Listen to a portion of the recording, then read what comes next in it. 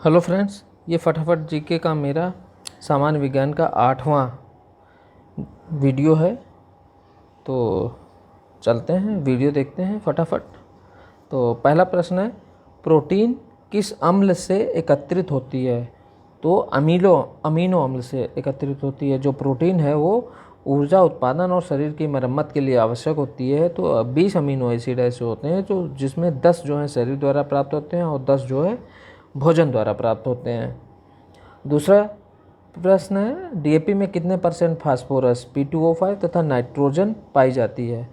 तो 46% फास्फोरस यानी P2O5 and 18% nitrogen पाई जाती है डीएपी में। थर्ड क्वेश्चन, वायुमंडलीय दाब का अचानक गिरना इंगित करता है। ये तो बहुत ही आसान, this is very simple question, तूफान को इंगित करता है। फोर्थ क्वेश्चन, किस स्तर से अधिक की ध्वनि हानिकारक ध्वनि प्रदूषक होती है? तो आप बहुत ही साधारण बार बार पूछा जाता है क्वेश्चन, इसलिए मैंने यहाँ लिख दिया है मोर देन 80 डेसिबल। डेसिबल जो है ध्वनि की तीव्रता मापने की इकाई है। कार्बन नैनो ट्यूब्स किसने बनाई? CNTS, तो ये फुलर ने बनाई। सिक्स क्वेश्चन, किस ताप पर पानी की अधिकता होती है? किस ताप पर पानी की अधिकता अधिक होती है? मतलब यहाँ पे ये होगा किस ताप पर पानी का जो डेंसिटी है वो सबसे अधिक होती है। तो होनी चाहिए -4 डिग्री सेंटीग्रेड पे। सेवन्थ क्वेश्चन, निम्न रंगों के बीच आँख की सुग्राह्यता किन के लिए सबसे अधिक होती है? तो जो नीचे रंग दिए हैं इसमें से आँख जो है सबसे इजीली किसको एक्सेप्ट करती है? तो पेयर दिए हैं लाल हरा, नारंगी पीला, हरा नीला, पीला हरा। तो सुग्राह्यता सबसे अच्छी आँखों की होती है हरा नीला, मीन्स कोल्ड कलर्स हैं, कोल्ड कलर्स की। एट्थ क्वेश्चन है, प्लाज्मा झिल्ली बनी होती है? तो प्लाज्मा झिल्ली बनी होती है आपकी प्रोटीन एंड लिपिड से, है ना। और जबकि जंतु कोशिकाओं में जो है सेल वॉल नहीं पाई जाती, तो उसकी जगह पे सेल प्लाज्मा मेम्ब्रेन से ढकी रहती है, वही है प्लाज्मा झिल्ली।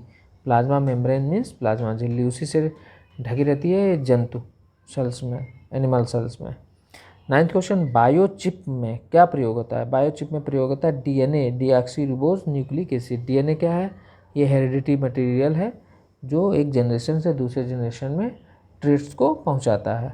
10th क्वेश्चन है, एक विषाणु में होता है, विषाणु में क्या होता है? RNA and plus protein, DNA नहीं होता है।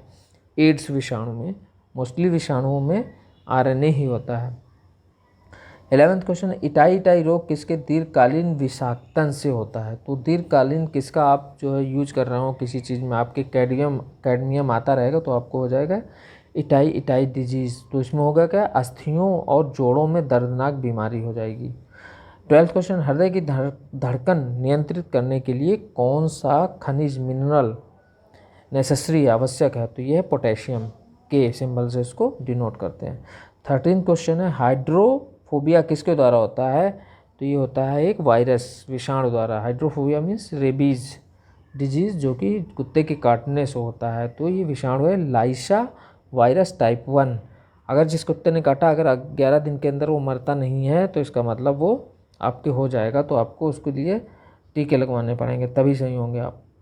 14th क्वेश्चन है, यूरिया में नाइट्रोजन किस रूप में पाया जाता है? तो वो नाइट्रेट NO3 के रूप में पाया जाता है। हाँ दोस्तों, ये भी बता दें हम कि जो रेबीज़ का टीका है उसकी खोज जो है लुई पास्चर ने की थी, और उस टीके का नाम क्या है? रेबीपोर या HDCV। ये दो टीके, रेबीपोर या HDCV टीका है, ये लगवाना पड़ता है।